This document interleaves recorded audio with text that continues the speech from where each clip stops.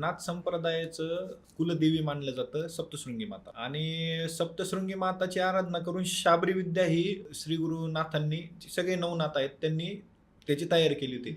तर शाबरी विद्या तयार कशी झाली, शाबरी विद्या तयार करण्यामागचं कारण काय?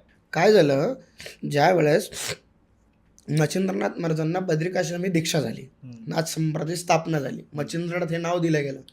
हां, मच्छिंद्रनाथ हे नाव दिलं गेल्याच्या नंतर तप सामर्थ्य म्हणजे तपाला पाठवलं गेलं, तप करायला पाठवलं गेलं.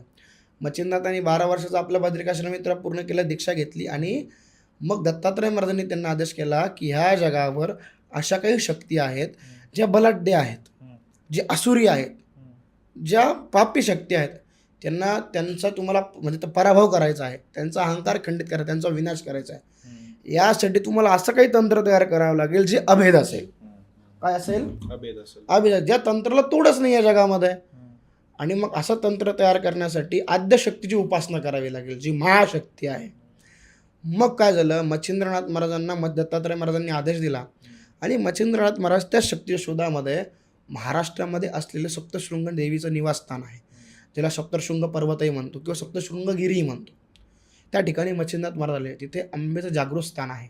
कारण अशी मान्यता होती का महिषासुराचा वध केल्याच्या नंतर आईसाहेब तिथे विराजमान आहेत, आणि त्या ठिकाणी 7 दिवस मच्छिंद्रनाथ महाराजांनी शक्तीचं बीज जपलं.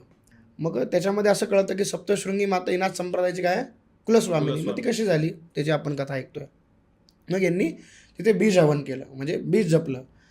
7 दिवसाचं बीज पूर्ण झाल्याच्या नंतर ज्यावेळेस नाथांनी आईची उपासना केली, मग आईसाहेब भगवती ज्या सप्तशृंग निवासिनी साक्षात दैवत आहे त्या प्रसन्न झाल्या, आणि मच्छिंद्रनाथांना मला का प्रसन्न केलं आहे असं विचारल्याच्यानं मच्छिंद्रनाथांनी जगदंबेची स्तुती केली. महाराज, नमो दैवे महादैवे शिवाय सदम नमा, नमा प्रकृते भद्राय स्मताम स्म्यताम माता. म्हणजे काय की तुझं दर्शन झालं हेच माझ्यासाठी सर्वात मोठं फळ आहे.